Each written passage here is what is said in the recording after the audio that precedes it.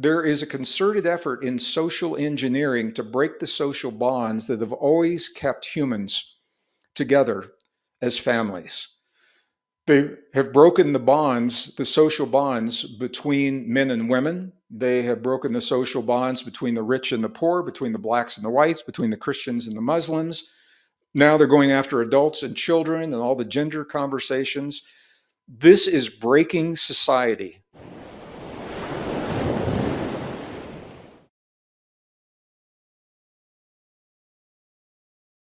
Hey, Inspired Tribe, my fellow freedom lovers, it's John Nolan here. Thank you so much for tuning in to another inspired conversation. I know that so many of you are as excited as I am today because we're bringing back one of our favorite guests, a dear friend of the Inspired channel. You all know him, have read his books. I'm talking about Gregg Braden, a 5-time New York Times bestselling author, scientist and pioneer in the emerging paradigm bridging science, social policy, and human potential. From 1979 to 1990, he worked as a problem solver for Fortune 500 companies. His research resulted in a 2003 discovery of intelligence information encoded into the human genome and the 2010 application of fractal time to predict future occurrences of past events. Gregg's work has led to 17 film credits, 12 award-winning books now published in over 43 languages. And he was a 2020 nominee for the prestigious Templeton Prize established to honor outstanding individuals who have devoted their talents to expanding our vision of human purpose and ultimate reality. He has presented his discoveries in over 34 countries on 6 continents and has been invited to speak to the United Nations, Fortune 500 companies, and the U.S. military. Please welcome with me my dear friend, Gregg Braden. Greg, John Nolan, I am thrilled to be with you in this community today, our inspired community. And, I'm listening to that introduction. Thank you for my warm introduction, my warm welcome. I'm not sure the UN is going to invite me back to speak again after this book, but that is what it is. So I'm excited to be with you. This is an auspicious time before the end of the year and after these elections, and a lot of energy in the air. And as always, I'm going to follow your lead. This is unscripted. I'm going to go wherever you'd like to go with this conversation.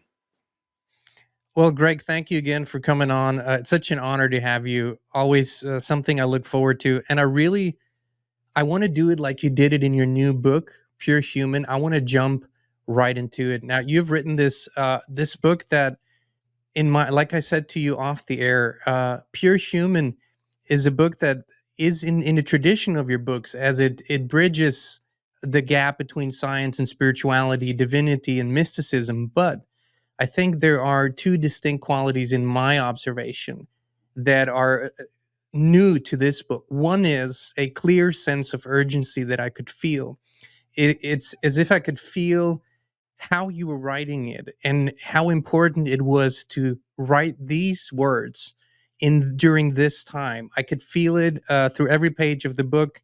And the second thing is, and this is just my personal observation, it felt like your entire life, all your studies, all your explorations, all your journeys have prepared you to write this paradigm shaking book, which I think is incredibly important. So I want to say thank you for writing it. And then follow up with a question, Greg. What is this time that we're living in? Can we set the stage for this conversation? Why did you write Pure Human? Well, thank you for everything you just said, John. It was, this book was the first book in 20 years that I have written as a result of clearing the schedule and staying home and writing every day. It's a discipline.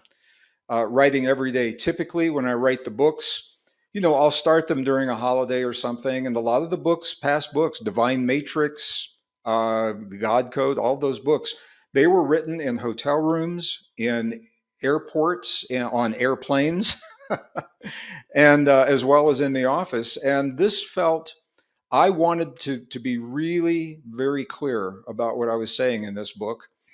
I think I probably lost an editor who I talked to her. I've been with this editor 20 years, and I talked to her about the book. And when she got the manuscript initially, she wrote to me and she said, I haven't even read the full book, and I can tell you this book is going to push buttons for me. And it did. The same with our publisher in some respects. But I do feel like if we're ever going to say these things, now is the time. The book, Pure Human, I wrote it as a celebration of our humanness, to perhaps ignite an even deeper appreciation for what it means to be human in a time when our humanness is, it's being denigrated, it's being degraded intentionally. Our biology is being replaced, and there are policies that are being written as you and I are having this conversation. They're writing those policies. Some of them will go into law that will replace fundamental aspects of our biology unless we push back. And this is a pushback on the transhuman movement. But there's a bigger picture, John, and I think that's what you're talking about here. And it's not like the powers that be, the tech companies and the UN, the WAF, they didn't wake up one morning and say, "Hey, man, let's replace all of the humans with machines." There's a context. And so I want to begin with this context, and in and of itself, it is controversial. I'm going to begin with the Dead Sea Scrolls. And, you can't make this stuff up. Now, you and I have had some of these conversations in previous programs, and I realize that not everyone watching every inspired broadcast has seen every program. So without being redundant, I'll encapsulate some of those, Yes, please. those prior programs. But you can't make this stuff up. I think most of our community is familiar with the Dead Sea Scrolls. They were discovered 1946, 1947 in Qumran in Israel. And what was so interesting, John, is they were discovered in 46, 47. The contents, the translations were not released in their entirety to the public until 1995. And there was lobbying by the Vatican, lobbying by religious scholars, lobbying by politicians. And you have to say, what could possibly be in a 2,500-year-old text that would warrant that kind of time and energy and money, that would prevent the general public from seeing what's in these scrolls? So the answer to that question, the very first cave that was discovered, there were 11 caves in total. Cave number 1, they found the vases, or the scrolls, in sealed vases, clay vases. The very first cave and the very first vase that was uncovered, and the first scroll that was pulled out of that vase, is the answer to what we're talking about here. And it's called the War Scroll, is the colloquial term for it. And it describes a battle, Jean, that is happening right now. Is the text ancient? Yes. Is it obsolete? Absolutely not. The scrolls were the oldest records of the Old Testament that unedited. So for the first time, scholars got to compare the unedited text to the canon that we call our modern Bible today. You did a whole series on Gnostic texts and things, which I enjoyed very much. Thank you. So thank you. The very first scroll sets the tone for what's happening in our world today. It says that we are casualties of an ancient battle that we may not even be aware of between, and this is the exact words in the scroll, between what are called the sons of darkness and the sons of light. Now, this is without religion. This is a battle between good and evil that has been playing out since the day that the first of our kind emerged in this world. This battle that's playing out takes on many different forms. Evil takes on many different forms. And what we're seeing in the world, bar none, every event, whether we're talking about Israel, October 7th, whether we're talking about what's happening in Ukraine, the US elections, over 40 elections in 40 nations this year, whether we're talking about the corruption in the banking system and finances and what is happening, human trafficking, everything, as different as they seem from one another, they all fall under this umbrella. They are expressions of evil. And there are many kinds of evil. There's kinetic evil that plays out on a battlefield where people physically engage with one another. But the most insidious part of the evil, John, is a psychological evil that is playing out in our lives through media and misinformation and disinformation and distortion and skewing of information to lead us to believe that certain things are true so that we will make the choices in our own lives that are in service to a dark power, which is very different from the dark power imposing their forces upon us. We're making the choices. We're making the choices of science and technology and how we produce our energy and communications and healthcare and all those things based on what we're being fed, the information that we're being fed. And it is a very insidious form of evil. And we'll talk about that more in this conversation. So this is the context within which this book is written. Now, the evil is not an open-ended evil in terms of time. There is a convergence of events, and the powers that be are all targeting the year 2030 for a number of reasons. Whether we're talking about the UN implementing their Sustainable Development Goals, WEF, what they're doing with their the Great Reset and things like that. We're looking at financial resets. We're looking at national boundary resets that are being proposed, all by the year 2030. Something is incoming in the year 2030, and there's a lot of controversy. We could do a whole program about what that might be. On the dark web and behind the scenes, it simply is called the event. So whatever we want to read into, and we can talk more about what that might be. But there is something on the horizon, and what we're seeing is the powers that be jockey for positions that of power and influence that will benefit them as we close out this cycle. So this isn't like dragging on for decades. I mean, we're talking about within the next five years of our lives, which is not long at all. And for the magnitude of social engineering that would have to occur, Jean, to meet the goals that are being proposed, it means a remaking of the world in ways that we've never seen in our lifetime. Certainly, we've never seen in terms of modern human civilization.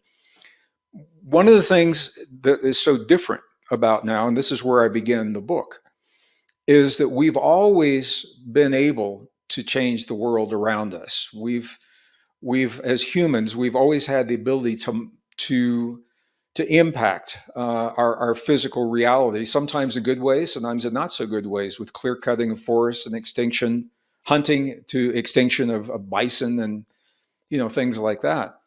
But what makes now so different is that the powers that be, and this is specifically the WEF and the UN, are proposing changes within us, within our very biology, that steal our humanness from us in ways that we're only beginning to understand.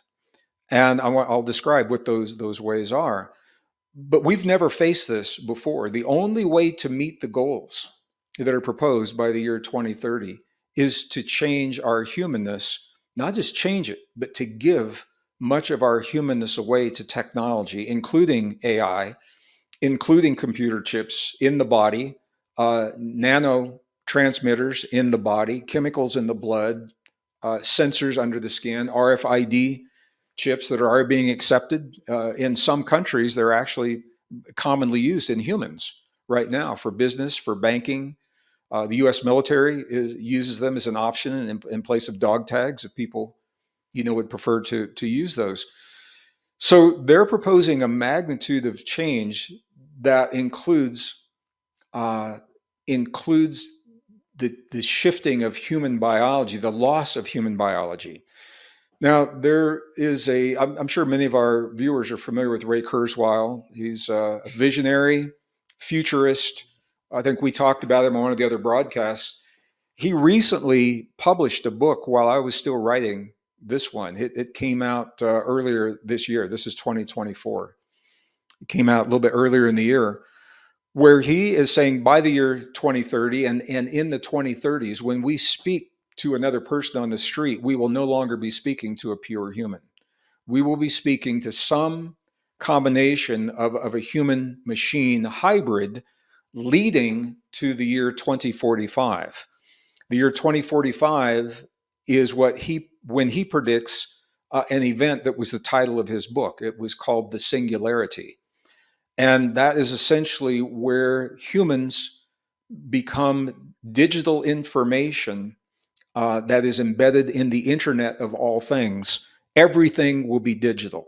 All of our commodities, all of our forests, all of the animals in the forests, everything on the grocery store shelves, all of our energy resources, everything we do will be rendered to a digital representation that can be monitored, tracked, certainly controlled, and other things that can happen with that. So he's saying that we are rapidly approaching what he calls the singularity. And I've talked to people and they say, "What's the big deal?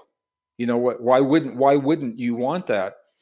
That's the reason I wrote the book. The book is to give us the reasons, John, to cultivate a deeper appreciation for our humanness, for our biology, in a world where our young people are being taught that the human body is a flawed creation. Young people in school are being taught that anything carbon based, which is, we're carbon based life. So whether it's petroleum in the ground or it's carbon based life, that we are a flawed form of life and that we need technology to fix the flaws. And because of that, so many young people are very vulnerable to the ideas of replacing their own biology. Why wouldn't you want a computer chip in your brain if you can talk to your gaming keyboard without a cable? You're going from your brain to the machine without even having to use a keyboard. Who wouldn't want that? And this is the kind of marketing. It's really sexy. I mean, I'm aware of it, and I'm still in awe of how attractive they make these things look. And they play games, with people smiling and flowers and cats purring on the couch, and it looks like a really, really beautiful world. The price that we pay for that world is we relinquish our biology, and the biology in this earth realm where we are right now, our biology is the link to what we call our divinity. And we talked about this in I think the last conversation we had, and some people may not have been part of that conversation. The word divinity means different things to different people, but the contemporary definition of divinity has nothing to do with religion. The contemporary definition of divinity is the ability to transcend perceived limitations, and that's it.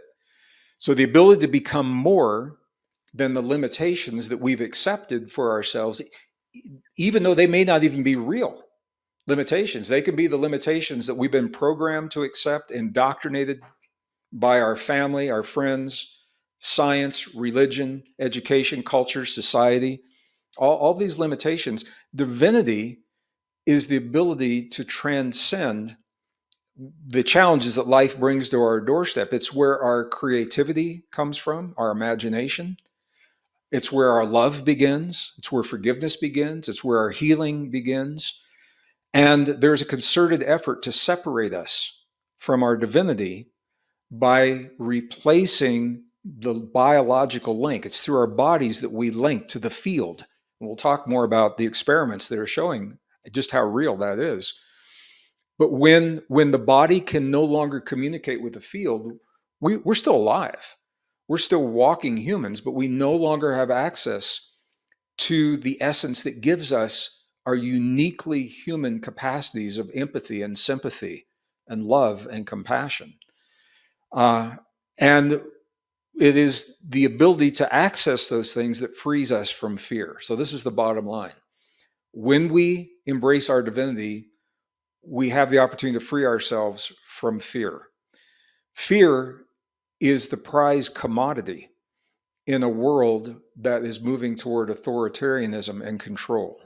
If we are no longer in fear, we're no longer vulnerable to the ideas and the agendas of those powers that be. And that makes us very difficult to track and control. So it's a celebration of our humanness.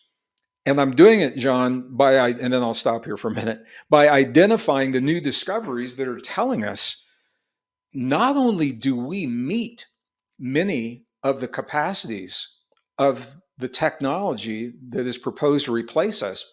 But in many cases, we exceed those capacities, that we are more, our neurons, our DNA are more and perform better than those computer chips, than the AI. A lot of people don't want to believe that, but I'm sharing in the book the studies that are showing how this works. So ultimately, the book is a celebration of our humanness, and it's an invitation to remember that perhaps the greatest task that we have in this world is to preserve, to honor and cherish and preserve the gift of our bodies, the gift of our humanness, because it's through our humanness that we access what makes us human. It's through our biology that we access our divinity.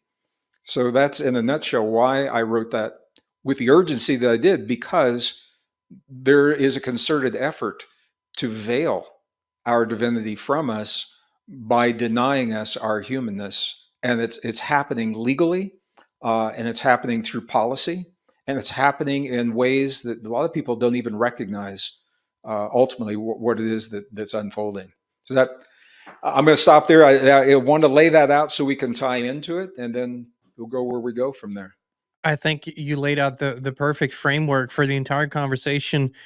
And I feel like you wrote this book. This is what it said to me is, we still have, to a certain degree, maybe it's already diminishing, the capacity to think, to analyze, to reflect, but to feel and to use our intuition to process this information with all our faculties and capabilities. We still have it, but we are at this juncture where we're this close to losing it, and probably later not being aware what we lost because we haven't fully discovered it. So that was sort of, that is this urgency. But Greg, you mentioned something. I think we should address the elephant in the room. We are in increasing states of warfare on all levels: the spiritual level, the psychological level, the digital level, the kinetic level. And there is a visible race to this year 2030. You mentioned the various agendas. There was an agenda 2000, and that was not fully realized in time. And then there was an agenda 21, which was supposed to be the year 2021, and those goals weren't fully realized. But the agenda 2030 is treated with a much greater sense of urgency, almost an inevitability. It's like no matter what they have to do, they will do it to get there. You mentioned what people call the event, and I don't want to not go there. So in your perception, what is it that they are positioning themselves for to be in place after the event? What is that event? What do you think Well, we talked about? this is not in the book. So it's a good question, John, and I think there's nothing that we can't talk about. So let's lay this out. Let's take a look at what's happening here. Let's first look at climate. And there is a concerted effort to remake our climate. I think most people are aware of that. To what degree that is happening, and with chemtrails and energy weapons and all of that, there's a whole conversation we can have about that. I'm a geologist by degree. That's my first degree. And I have been watching since 1979. I was in the industry when I saw this happening.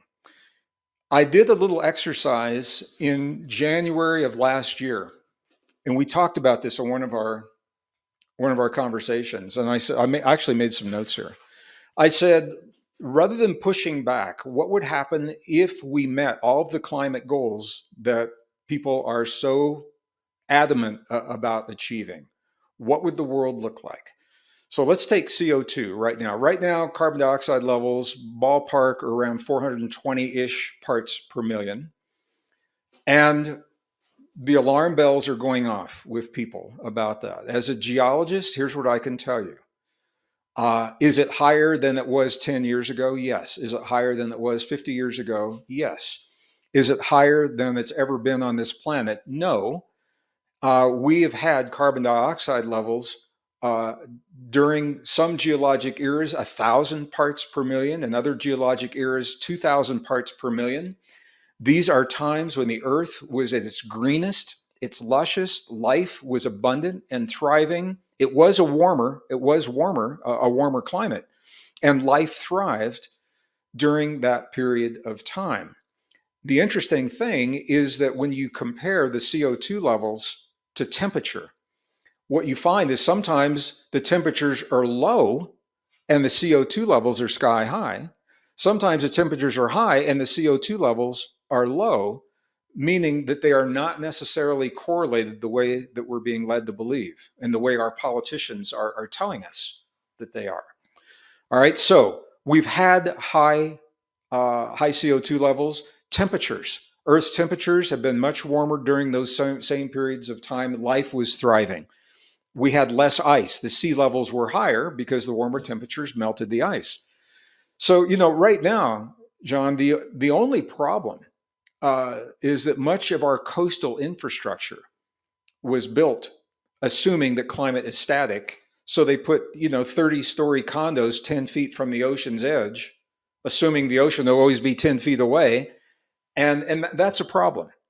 But it's not a problem for the Earth. It's not a problem for life on Earth. And historically, it has not been a problem. NASA just released a study, as a matter of fact, last week. Earth is greener and lusher now than it has been in 20 years. We're at a green point right now. They attribute to higher levels of CO2. All right, so if we were to meet the climate goals, the UN wants, by the year 2030, they want to push those CO2 levels back. They want to push them back to 212.6 parts per million. All right, we're at 420. So they want 212 parts per million. Now, people don't know anything about CO2. You say, what's the big deal? Well, here's the big deal. The dangerous levels of CO2 that is a death sentence for our planet is 180 parts per million. 180 is only 32.6 parts per million from 212. They want to push the CO2 levels back to a point that is dangerously low for life on Earth. Now, as a geologist, I said, okay, has that ever happened in the past? So I went to set up a little model, and I went back. We've seen that before. And the last time Earth's CO2 levels were at that level was during the time we call the Pleistocene era. So the CO2 levels, the average CO2 levels were around, Pleistocene was about 250 parts per million. So they want even lower than the Pleistocene. Significantly lower. Yeah, and the Pleistocene, well, the thing, it's not like you can take CO2 on a little dial and bump it up a tick at a time. If you're getting down to 212.6, so it's 213 parts per million, and the danger zone is 180, all it would take, John, is, we could have a natural event that would, some kind of a natural event that could, deforestation. Something, a lot of the CO2 comes from the oceans. A lot of the CO2 comes from the forests. Now, the temperatures, they want temperatures. If we go back to that, the average global temperature right now is 59 Fahrenheit, which is 15 degrees Celsius, 59. They want those temperatures back. They want to push it back 18 degrees, which would be 41 degrees Fahrenheit global temperature. So, okay, geoengineering, there's a concerted effort to make this planet drop the CO2 levels to a point that is dangerously low for our life, and to knock those temperatures back to a point that's going to create more ice in the northern hemisphere. We'll lose forests, we'll lose CO2 production. This is Pleistocene era conditions. So the bottom line, there's a concerted effort to create the conditions that are not good for us. All right? Who are they good for? We'll hold that thought. Let's put that over here. Now look at what's happening. There's a concerted effort to create large-scale war between the superpowers, where they expend their armaments, they expend their manpower to the point where they just knock it out between themselves and deplete their resources in doing that, and also deplete population at the same time. All right? That's not good for us. Then put that over there. Now you come back. there is a concerted effort in social engineering to break the social bonds that have always kept humans together as families. They have broken the bonds, the social bonds between men and women. They have broken the social bonds between the rich and the poor, between the blacks and the whites, between the Christians and the Muslims. Now they're going after adults and children and all the gender conversations. This is breaking society. And when the society is broken, we become vulnerable. That's not good for us. Now there's a concerted effort to replace our biology with technology, with chemicals in the blood, artificial intelligence, computer chips in the brain, whatever the nano instruments are that are available. That we're already using them in medical technology. They're already available. It's just a difference in application. When we replace our biology with technology, our natural systems begin to atrophy, and we lose those systems. If you have a chemical giving you an immune response, your body will say, oh, you don't need me to do this any longer because the chemical is doing it. If you have a chemical producing hormones in your body will say, oh, you don't need me to produce those hormones anymore, so I'll simply stop. In one generation, next generation, the body says, oh, well, we don't do it that way anymore. That's a vestige of our past because we've got these new ways. This is how you lose a species. So when you put those together, John, what I have to say as a scientist, objectively, is that none of those things are good for us, we humans. So now you have to ask the question, who is it good for? Who would thrive on a planet with low CO2, colder temperatures, fewer people, no armaments, no technology to defend themselves, and vulnerable to technology for control? The answer to that question is the story of so many ancient and indigenous traditions of our relationship to life beyond this planet. Where we come from, who we emerged from. It's a whole conversation around that. I don't know how deep we want to get into that in this. It could be an entire conversation. The point that I want to make is that there's a concerted effort to make us and to make this world into something that's not good for us. And where this book really zeroes in is the part of us that once it's gone, we'll never get it back. And that is our humanness. Anything else, if we make a mistake, we've got decades, we can fix it, perhaps, unless it's nuclear war. But when it comes to our humanness, there is a concerted effort to denigrate and to replace our biology. And it's happening in ways, once again, through the marketing and things like that, that you'd never expect. I share two stories in the book, and I'm going to just share them briefly here, because some people may identify more with one than another. The alien abduction phenomenon, I had the honor and the privilege of knowing and touring in the conferences with John Mack before he died mysteriously in, I think it was 2004. And for those of you that don't know John Mack, he was a Harvard-trained professor. He was the head of the Department of Psychiatry in Harvard University. And what put him on the map was he began to take alien abduction seriously. And he wanted to explore them and explain them scientifically, where in the past they'd been written off as mental health issues, schizophrenia, hallucinations. He did a worldwide survey and found that there were so many people that had such similar experiences. I mean, the explanations of the beings that they were talking to were so similar. He said, there must be something going on here. And one of the common themes was that when the abductees asked their abductors the question that anyone would ask, well, why me? You know, why have you taken me? What am I doing here? And what is the purpose of this?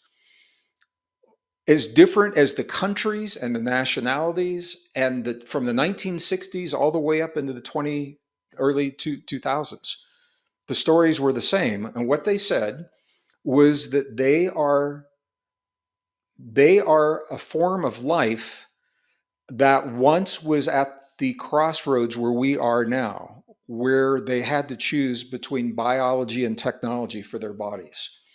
And they chose technology, they gave their biology away, and it was a mistake. And they want their biology back. They're warning us not to make the same mistake.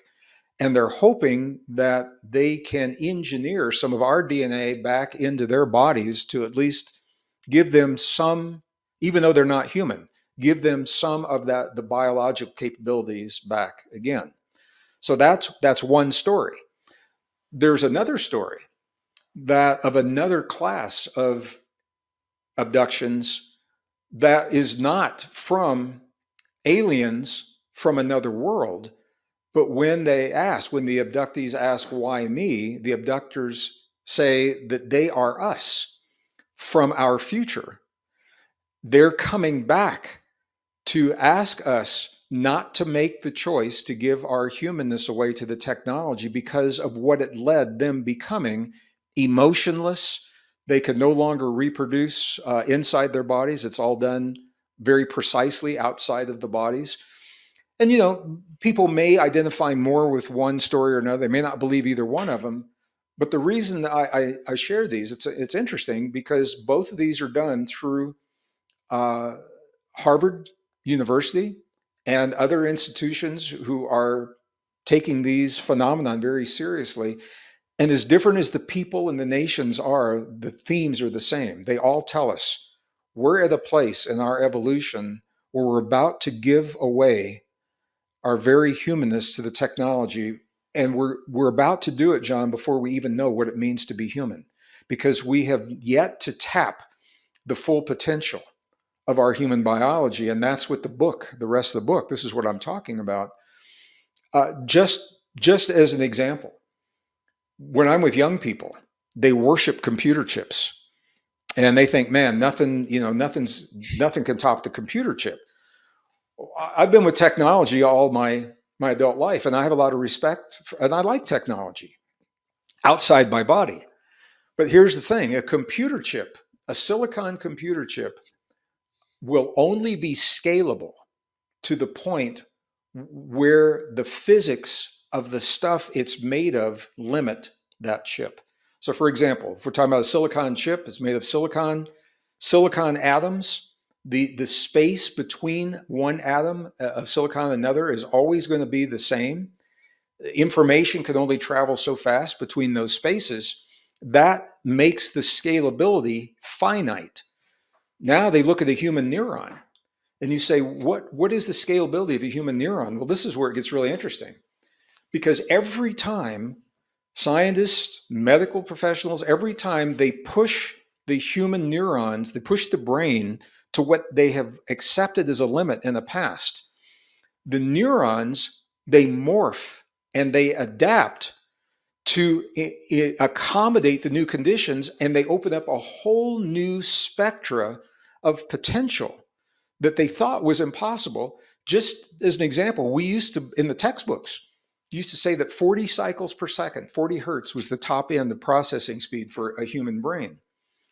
And for years, decades, that was when I was in school, 1950s, 1960s, 1970s, that's what I was learning.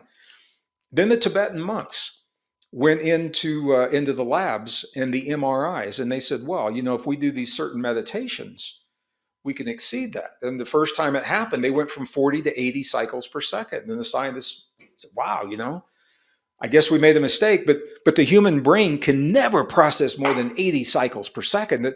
So we'll change the books this once, but never again. And the monks said, well, if we do a different kind of meditation. Monk said, hold my beer, watch this. Yeah, we can exceed. So they went from 80 to 100 cycles per second. And, they had to create a new brain state called the gamma brain state. And they said, okay, well, the human brain can't do any more than that. And the monks said, well, a different kind of meditation. Now they doubled that to 200 cycles per second in a brain state called hyper gamma. But then, and a lot of people don't know this, they went to the other end of the spectrum and they said, we can slow our brain state to less than 1 hertz, which clinically has in the past believed to be called brain death. But when they're in this state, they're very awake, they're very alive, they're very conscious. It's a different state of consciousness. And the point is, what is the scalability of the human brain? We don't know.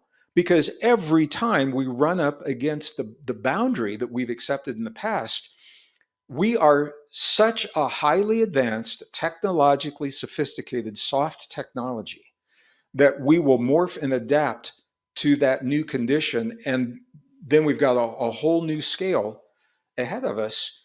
And young people aren't being told that. They are being told that we are these clunky, flawed forms of life that are prone to disease, prone to death.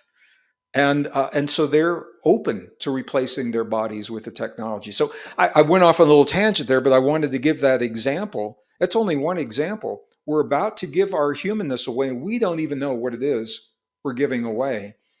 And as Ray Kurzweil said, unless something changes in the thinking, unless somebody reels it in, John, through regulation, by 2030, we will not see pure humans, except for you and me and our inspired tribe, uh, because people will either consciously or unconsciously, knowingly or unknowingly, have compromised their humanness and accepted some form of technology into their bodies, even if it's not called technology. Well, I mean, we all know what you're hinting at. It's been the big campaign over the last year, so that has already shifted the conversation for many people. I think what perhaps is so missing today is, and a misconception is, that we are at the height of our capabilities and development, that we are the pinnacle of what humans have ever been. And you have spent your life studying ancient traditions, spiritual traditions, mystics, monks, have traveled the world over and explored just what humans are actually capable of and what we were capable of on a more normative level, right? We are a small right now, we're very limited in our capabilities, and we're rediscovering, and there are these pioneers thankfully out there that are doing it. Like, there's the Iceman, Wim Hof. I always say he's such a great example. He's showing what's possible, but he's not just showing it, he's teaching it to others. And this is a form of our human excellence that like you say, we keep pushing the limitations, the divinity, the excellence. The public conversation, the mainstream conversation is, like you say, purely artificial. Oh, we need to do better, let's use AI. Oh, we need to do better, let's use biotechnology. Everybody gets super excited. What you are writing about in the book is what needs to be shown to these younger generations. For example, something that a lot of people are absolutely not aware of is how the divinity is written, literally written, encoded into our DNA, and we can actually decode it now.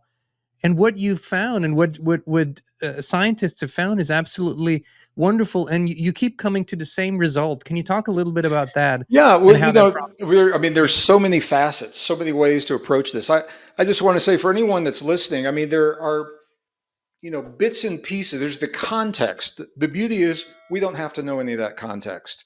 What I'm inviting people, and I want to give people the reason to think differently about themselves and to appreciate who they really are. Our most ancient and cherished spiritual traditions, many of them have always called the body the temple, not just in the Christian traditions, but it is, I think, 1 Corinthians 13, 1 Corinthians 13 is, know ye not that you are the temple of God, and the Spirit of God dwells within you. Now, for many people, that sounds religious. But when you begin to look at what's happening in ancient civilizations, whether we're talking about Egypt or the Middle East, Israel, Jerusalem, or we're talking about Greece, whatever it is, when they built the temples, temples were built in layers, and the innermost sanctum, where the secrets were held, or where the most precious information was held, was given a name. John, it was always called the Holy of Holies. So the Holy of Holies, for example, is where the Ark of the Covenant was stored in Solomon's temple.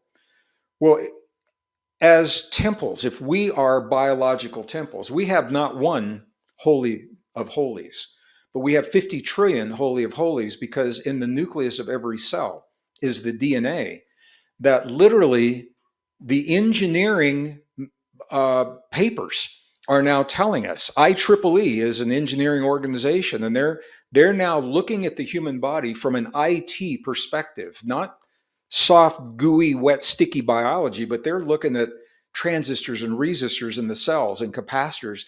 And what they're literally saying, John, is that the DNA in every cell is a fractal antenna, which means it is accessing multiple bandwidths of information across multiple spectra simultaneously.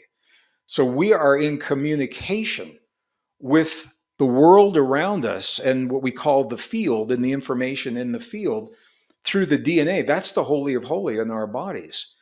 And regardless, even if we never want to develop our brain capacity to 200 cycles per second, there is something so sacred and so beautiful and ancient and precious about our humanness that I think we're waking up to, hopefully.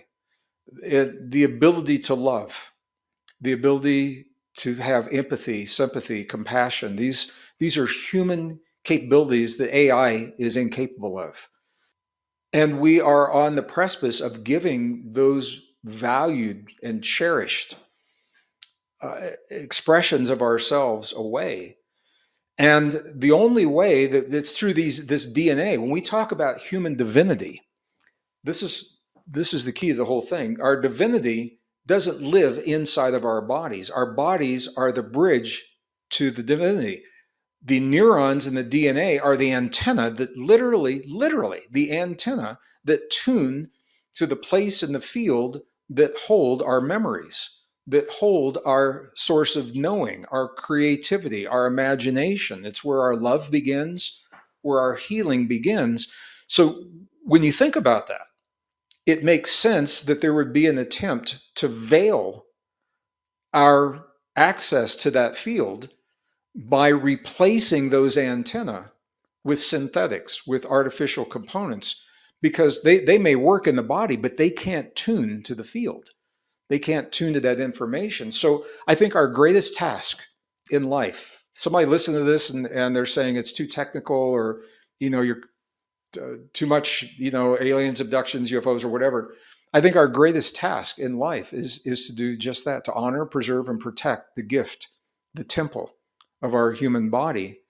And it is within the temple of the human body that we were left a message 200,000 years ago. I begin the book, chapter 2, by sharing and actually deriving that message. I lead the reader. If they want, they can walk through it with me step by step, or there's a jump point. I say, if you don't want this, go 20 pages ahead, skip all this, and get the outcome. The outcome is that when I followed the instructions in a 3,000-year-old text that is called the Sefer Yetzirah, that was only translated once into English by the Rabbi Aryeh Kaplan, who passed just a few years ago. I just learned this.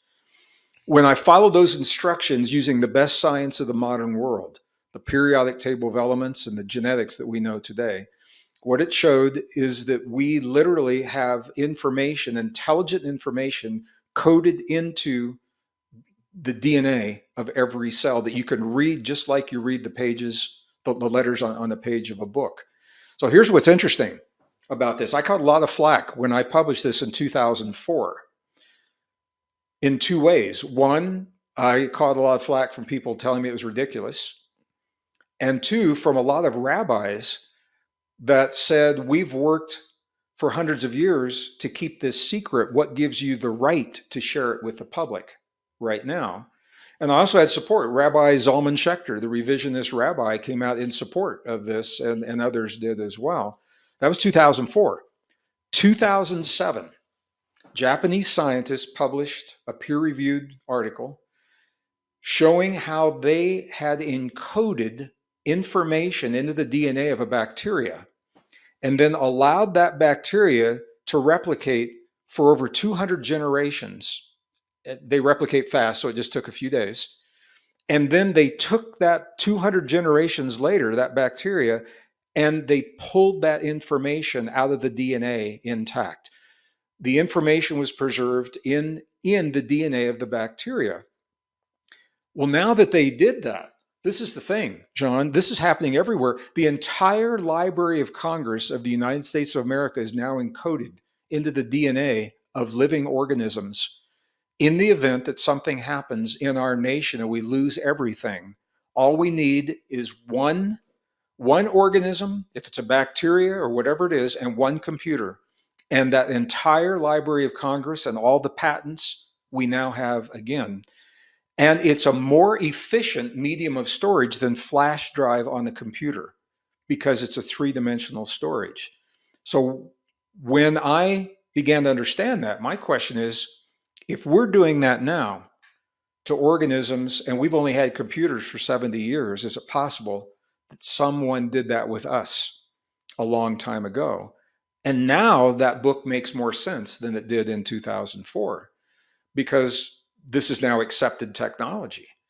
And the answer is yes. And so from a purely just aesthetic perspective, when an artist finishes something they're proud of, a sculpture, the painting behind you, that beautiful horse I look at every time, a song or a book is written, if the creator is proud of what they've created, they will always acknowledge it with their signature. If we are the product of an intentional act, which the evidence strongly suggests, I would hope that who or whatever is responsible for us was proud enough to leave a signature in his or her creation as well. And the fact that the message is in there and what the message says, it literally reads, the first line of that code literally reads as the words, God eternal within the body. God eternal within the body. It doesn't say who God is, doesn't say where God comes from. That's up to us. But it tells us that we are the product of an intentional act. And when we believe that our differences are so great, John, that the only way we can solve them is by hurting one another or destroying one another, we need look no further than the cells, 50 trillion reminders in the average human body to know that we are God eternal within the body. And then the question becomes, how does God eternal within the body deal with what life brings to our doorstep? When you're dealing with a health challenge or a financial challenge or a relationship challenge, or I know this would never happen, but just say there was like some kind of a political election challenge and some big country on the planet, I mean, just hypothetically speaking, it's one thing to deal with it feeling small, powerless. And it's another thing, if you really get what it means, how does God eternal within the body deal with this health challenge that may happen or with this financial challenge? And it's a shift in thinking, John. And it's one of those things, I can share it, but you just have to experience it to really know how it works. And I've seen, people over the years, we've got pages and pages of testimonials of people that have had seemingly miraculous things in their lives happen. I don't think they're miracles because I think they're based on the way the universe works. But they're miracles if you don't understand how the universe works. And I'm grateful for those healings when they happen. So yeah, the book identifies this and walks us through, and it makes the case, John, when we give away our biology, when we give away our DNA, what we're actually doing is we're severing our connection to our divinity, and we are severing the reminder of who we are and what our potential is in the universe by giving our cells, giving our DNA away. And I think we know that intuitively. What I want to do is give people a reason to something a little bit more concrete to accept that. And that's exactly what the book has been really doing to me is this, which I think is your signature. Your signature as a brilliant writer, brilliant mind, a brilliant thinker is to bring these concepts that are spiritual, mystical, practical, scientific into a format and a language that is not just understandable, but also enjoyable. and it is a journey of inspiration. You know, even the hard topics, even the challenging concepts, even the harsh realities that we're facing, all those still, the way that you do it inspires me and inspires your readers. And there's another aspect to this, divinity within us and what we might need it for, that you Yeah. touch on in the book. It is, yes, to, like you say, like, create the best possible version of ourselves, the best possible version of our lives, explore just what we're capable of. But there's another possibility, that you have talked about on and off during the years, that you touch on in the book, and that we might be living in a world that is perhaps not what most people thought it is, and that we are in some sort of a construct, right? And what you shared is this innate ability, our divinity, allows us to explore not just the concept, but potentially transcend even the limitations of this construct into something that is maybe real, organic, or prime. Can you touch a little bit on that? What is your current viewpoint on our reality and the Well, nature of our well, reality? I think I appreciate that question, and we're covering a lot of ground, and I just want to give a context to all of this. We began the battle between the sons of darkness and the sons of light. And by the way, I was in a conference a couple of weeks ago, and I shared that on a slide, and there was a woman in the audience that was very offended because she felt like women were left out. They weren't identifying gender 2,500 years ago Sorry. the way we are now. The sons of darkness and the sons of light is inclusive of male and female. So that battle playing out, we interpret that battle as the battle between good and evil. Oh, and I said there are many forms of evil. One of the highest forms of evil is to separate us from our divinity. So anything that steals our sovereignty, anything that prevents us from living fully enabled, fully capacitated, fully healed, from imagining, from creating, from innovating, from communicating and sharing our thoughts and our ideas, from loving and forgiving and healing. Those are all fundamental aspects of divinity. Anything that attempts to veil, disguise, uh, the deception that leads us to believe those things are not possible for us, that is a form of evil. In this battle that is playing out, if we attempt to win, that's an old concept, because to win implies that there are opposing forces. What we want to do is to triumph, which is different than winning.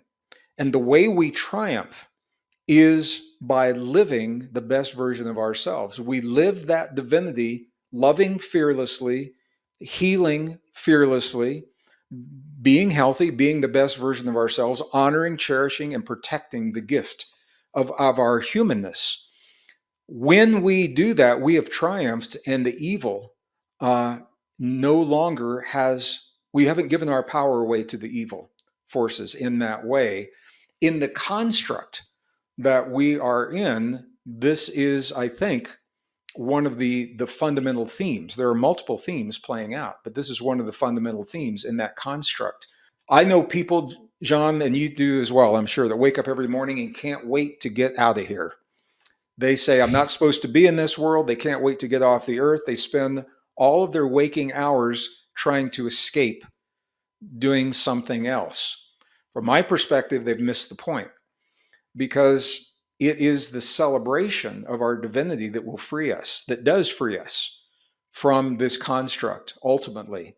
And what I didn't say, because I didn't know how far we wanted to go with this, is the battle between the sons of darkness and the sons of light. There are actually 7 battles that are identified in this text. The scroll is 19 columns, and there's 7 battles that are identified. The sons of darkness win 3, and the sons of light win 3, and that's only 6. The 7th battle is won by the sons of light. However, it is won through the sons of light embracing their divinity and through divine intervention. Those are the keys. We have to accept who we are, and by accepting who we are, there is a higher divinity that intervenes on our behalf, and we triumph in the seventh battle. And so the question then is, what battle are we in, and where are we? I've got entire videos about this on YouTube right now. I think there's an argument that can be made that we are probably in the series of events that lead to that seventh battle. There's so many. I just don't know how deep to go with this, but and I'm encouraged by what we're doing. But it's a different kind of battle. This is a spiritual battle in a very real sense. And the question is, do we allow the events of the world to make us into something that we would never choose to be in a million years? Do we allow the external events to drive us to the lowest common denominator of our primal instincts of hate and revenge and anger? Or do we triumph over those things? And we're all being tested right now for precisely that. It is our divinity that triumphs, and we have to accept our divinity. Our divinity we can only accept when we're the best version of ourselves, when we have a body. And we've got to be, and you say this so beautifully, John, and I love it every time I hear it. We've got to be the best version of ourselves. We've got to be healthier now than we've ever been in our lives, because we're all in training. We've been in training. And now the battlefield, it's the psychological battlefield, is opening up, and we're all being tested in that battlefield. Some people accept that more than others, and I understand that. But this is where the divinity really comes in. In about 4 years ago, when the big shift started to happen, that we're now in 4 years in, and 2020 and all the events. I've never shared this on the air, but I started receiving visions of the future and of my future too. And part of those visions weren't necessarily beautiful, in terms that I saw myself on kinetic battlefields, right, which I had never seen in my life, myself as a soldier on a battlefield, a warrior. But what I had seen was the battle, yes, but more importantly, I saw myself in deep meditation on the battlefield with fellow soldiers. So I saw a different it was a, perhaps it was a symbolic representation, but it is, I think, what you talk about is that we are trained and programmed to approach these battles over and over again with more force, with more violence, with greater efficiency, building better weapons and better systems, Yeah. which inevitably leads to the same result historically over and over. And the difference is to approach this battle on a level that doesn't require all of this, but like you say, is this rising of consciousness to a maybe never before seen level in our history. Um, you teach, and you've been teaching people to do that. That's literally been your life's work, your book's work, your workshops, your travels, your journeys.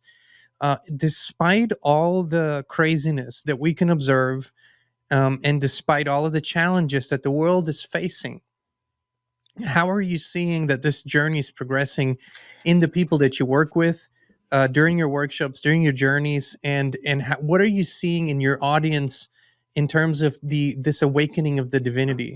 What I'm seeing, John, very clearly, and again, I think we may have spoken about this briefly in one of our earlier programs. I'm seeing two very different societies emerging simultaneously by choice. There are people that are all in on all the technology, all the gadgets, everything new. As soon as it's out, they want it. They want it on their bodies, they want it in their bodies, because they've been taught that they cannot trust their bodies. And they need something outside of themselves to be the best version of themselves, to be successful in life, to be successful in business. They've been taught this. And at the same time, there's another segment of society that may not know all the language and all the context that we're sharing now, but they do know that the world's moving too fast, and that we have lost something very important when it comes to family and community, and the sovereignty of our own bodies. And they want that back. And they are moving toward a simpler life Not that they are rejecting technology, but they put boundaries on the role that the technology plays in their lives and for the lives of their children. And both of those are happening at the same time.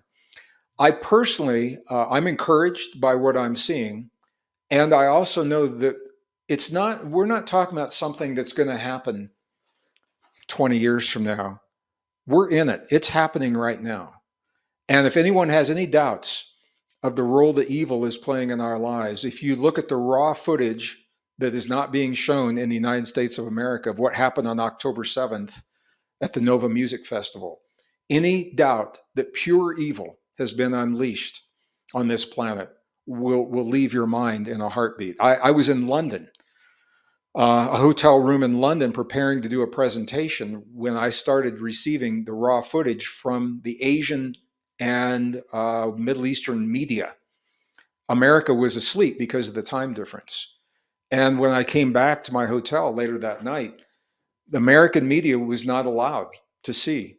They were given filtered verbal descriptions, and that turned into denial that any of these things ever happened, which has caused a lot of problems on college campuses because people have been misled with the information. But the evil, if you watch the Grammys, 2 Grammys ago, what was called entertainment was actually very satanic that was playing out on those stages. If you watch the opening and closing ceremonies of the Olympics, I mean, what does the pale horse of death going down the river have to do with opening the Olympics with the best Olympians on the planet? So they're not even trying to hide it anymore. It's very apparent that we're in it, and the only way out of it is to go through it. We go through it not so much, sometimes we have to fight, and we all know that. We have a warrior within. And I'm just going to invite our community, when you do have to fight, in whatever way that is, to be conscious as to whether or not you're fighting from the love of what you know is possible and those behind you that trust you, or are you fighting from the hate and the revenge or the fear that you feel or whatever stands before you? That subtle difference makes all the difference in the world. That's where the spiritual battle, it's not so much what we do, it's what we become.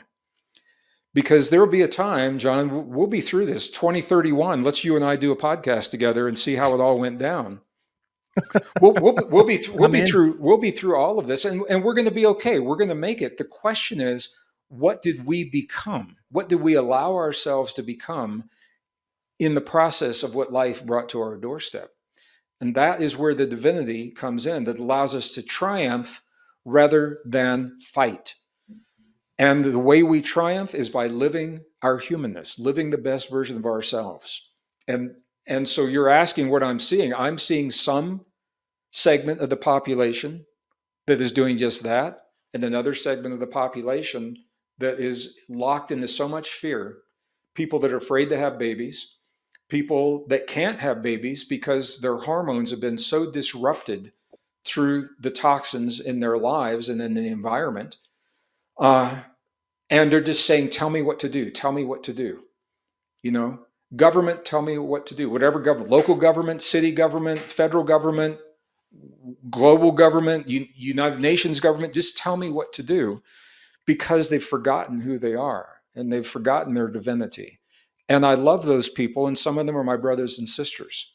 And I think this is all we can do, John, is we're going to love this world into the new world that's emerging.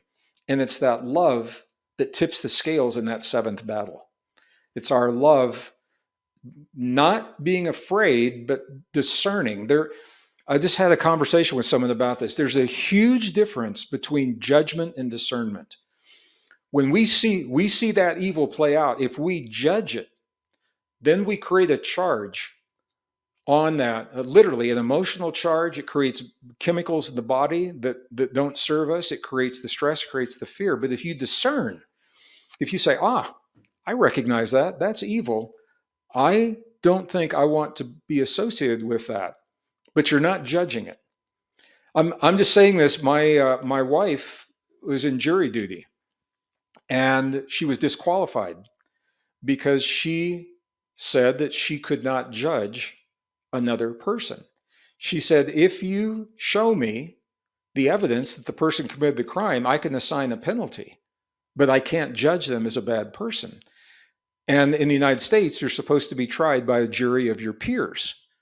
The peer means that you think and live like other people in your community think and live. And they said, man, people don't think like that. People are quick to judge, and they want people in those juries that are going to judge. So because she chose to discern rather than judge, she was disqualified from that jury pool. That's interesting, isn't it? Well, I'm telling you that's a form of dodging the bullet that I've never heard of before. Yeah, well, you can do it that way. So I'm optimistic, but I go back in a very real sense, John. Our humanness is on the line, and that's what the book is about. Ultimately, our planet is on the line because we talked about this earlier. We're being encouraged and indoctrinated and persuaded to create a world that's not good for us. And if it's not good for us, you have to say, who or what is it good for? And that is the foundation of the evil that we're up against. Whatever we believe and there's so many layers to how we want to look at that.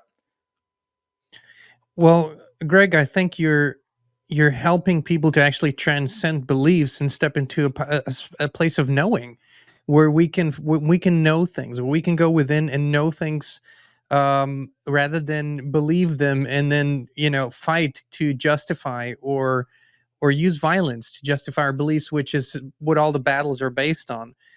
You have talked about in the beginning of this conversation, you said, after this book, I probably won't be invited by the UN to speak or advise. And I'm fairly certain that's the truth. However, in this country, in this nation, a new administration, a new government is forming that by many is perceived to be vastly different from what we've seen before. And in some ways, that's probably true. In other ways, it is a continuation of a technocratic path that this government will actually go all in. That's what it looks like. It will go all in on a technocratic path. In that sense, would you be willing, for example, to take an advisory role if you were tapped, or even a bigger role? Or have you ever considered to enter that public life in this way? I've been invited. Um, I've been invited twice to be in public life, uh, and people that have run very successful presidential campaigns in the past offered to help me if I wanted to run a campaign. At this point in my life, I really took. First, I was honored by the invitation. Secondly, at that time, I felt like the system was so broken. This was 4 years ago. The system was so broken. I feel like I'm more effective not being beholden to a particular constituency, rather being able to voice what we're doing now. All that may be changing. But, and I don't want to be mysterious. We talk about the UN. When I was a kid, John, the United Nations was the great hope of the planet uh, in terms of bringing people together, looking for common ground. And I love that. And I had so much respect for the UN. And I want to be clear, there are good people working at the UN, and some of them are my friends, and they're trying to do good things. In many respects, the UN has been usurped and it's been hijacked uh, by people that have very, very different ideas and very different agendas. And we're seeing there's no one UN. There's UNs within UNs, and there are battles going on within the UN about the things that we're talking about right now. The 17 Sustainable Development Goals is what I call out in the book. And I'm not slanderous about them at all. I'm simply identifying why the 17 Sustainable Development Goals are beautiful goals when you look at them on the surface, the way they're worded. Who wouldn't want food security? Who wouldn't want global health for children? I mean, we all want that. Who wouldn't want zero poverty? We all want that. Now, many people don't do this. You take the time to look into the fine print. How are those goals going to be achieved? That's where it's frightening. That is where the scary stuff really, really shows up. So it's not about the goals, it's about the way that we're achieving those goals. And where this gets concerning is that the World Economic Forum, who used to be an isolated think tank. Got since 1971. They got together every year, had their conversations. Big deal. It doesn't affect us. In 2019, what happens right before COVID in 20, right in late in 2019, they formalized an agreement with the UN, and the UN Sustainable Development Goals are actually now the implementation arm of the vision, so much of the vision for the WEF. So they agreed to join forces. That's a concerning partnership. It's a concerning relationship for this reason, because those are unelected officials that are determining the fate of the planet and ultimately what our daily lives look like. And we have no input into what they're doing. And I do identify that in the book, not from a bad perspective. I just want people to be aware this is what's happening, because most people aren't. I'm amazed at how many people have no idea, that these things are happening, and the push to implement these by the year 2030. John, the only way to get to that is to have such sweeping social engineering in our lives, our heads would spin. We won't even recognize our world. And So, like you say, human engineering. well, It requires human or biotechnical engineering too. yep. This is and they say that the term they use is that the human genome is now hackable technology, HACKABLE. And now that it's hackable, we can engineer it. So they know just enough to be able to achieve that, but not enough to know really what the implications are. And I give examples of where that's happened in the past with horrible outcomes. Yeah, we can tweak the DNA, but what does that mean to all the other systems linked to the DNA? No, they're not thinking that way. So we do live in a world of polarities, and there will always polarity world. There will always be good and evil, I think, that's out there. What makes now different is that those forces are so engaged for to have optimum positions by the year 2030 that they're pulling out all the stops. And if we don't know who we are, and if we don't have an appreciation for our own humanness, if we don't know what our capacities are that have been scientifically proven, and if we don't know what the downside is of replacing our biology with synthetics, we become very vulnerable. This is why knowledge is power. Lack of knowledge is lack of power. So it doesn't mean we have to act, but as we become aware, we can choose consciously rather than being blindly led uh, by forces that are not acting in our good behalf. And I think that's important for all of us. I'm not asking people to buy any ideology. I am inviting people to have a deeper appreciation for their bodies and their humanness and whatever that means to them in their lives. Greg, I think Pure Human is one of those works that, as controversial as it might be to certain communities, I think it is actually building bridges more than anything. It is only building bridges to truths and realizations that weren't discussed before and weren't sort of in style to be discussed. Now they need to be discussed. There's a necessity for that, and I really would invite people to read this book. Greg, can you tell us when will it be officially released? I had the great honor and pleasure to read it while it's still not released and out there. Where can people pre-order it and all the good stuff? Where can they keep up with you and your work? This is interesting. My publisher has decided to fast track the book. I turned the manuscript in September, no, in August. I got the PDF with the page proofs in September. It went to the printer in October.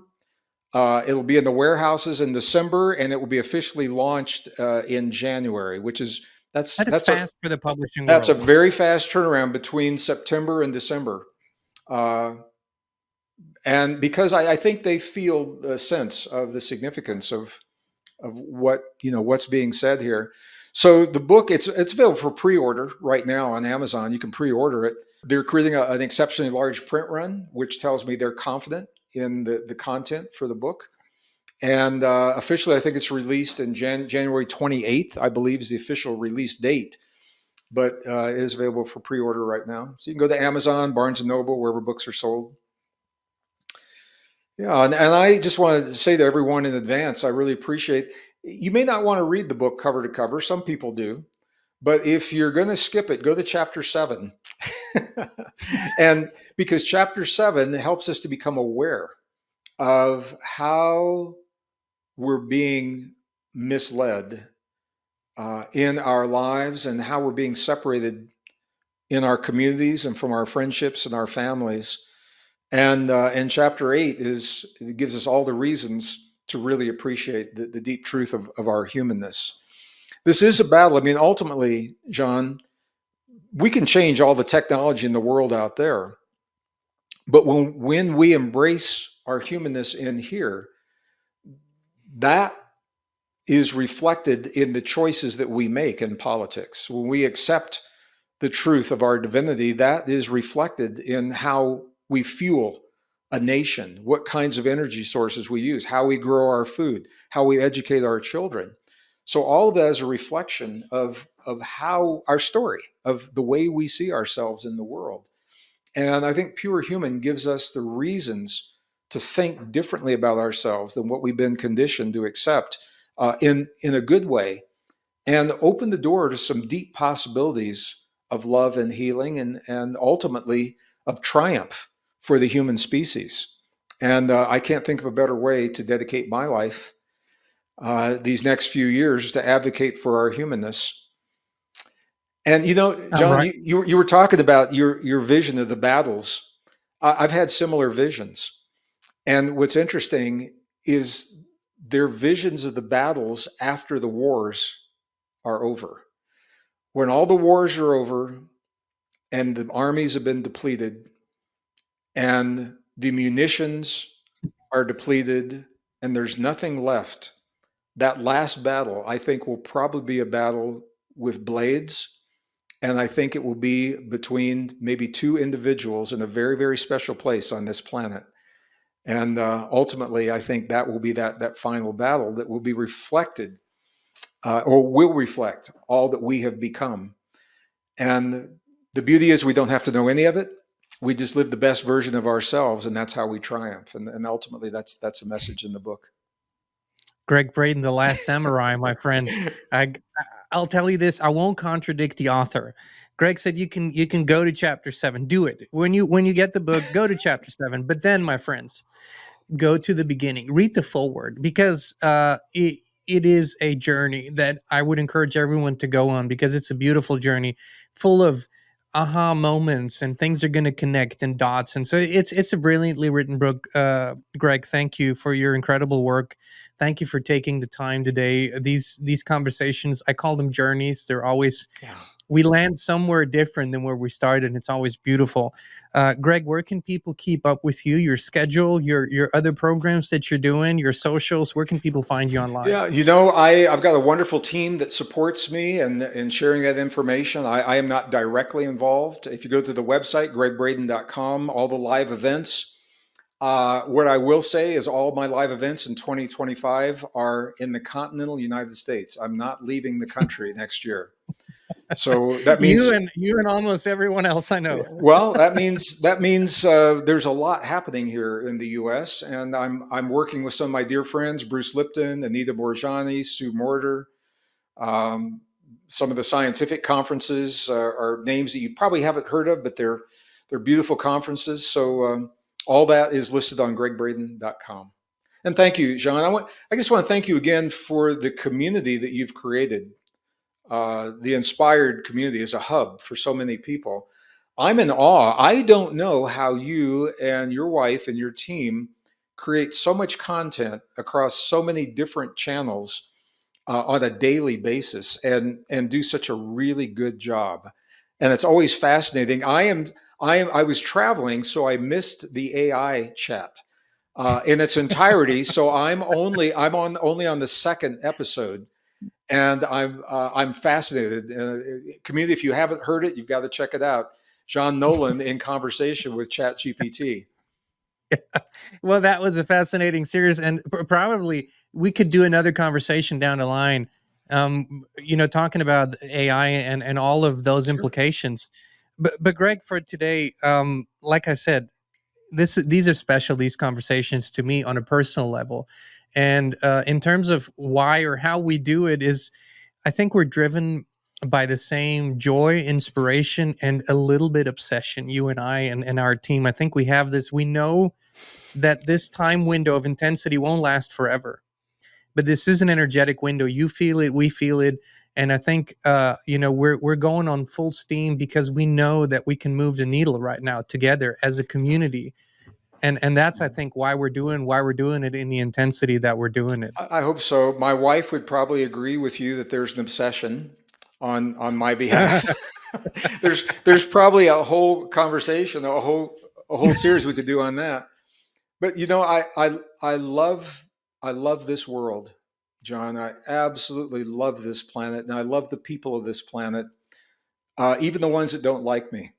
I love them, and I love them for who they are and for their courage to come to a world like this and to find a way to live and to eke out some semblance, of a joyous life without having all the information that we need to do that. I love people for that.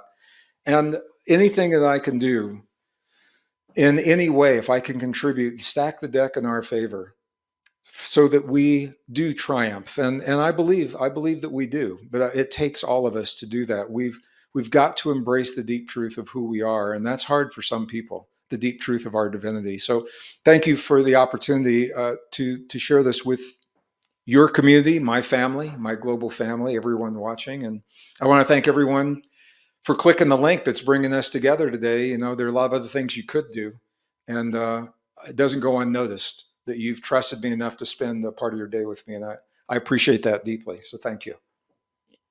Gregg Braden, pure human. Thank you so much, my friend. Thank you. Thank you. And Inspired Tribe, thank you. You know we love you. We appreciate you, and we will be back with you again very, very soon. And it's a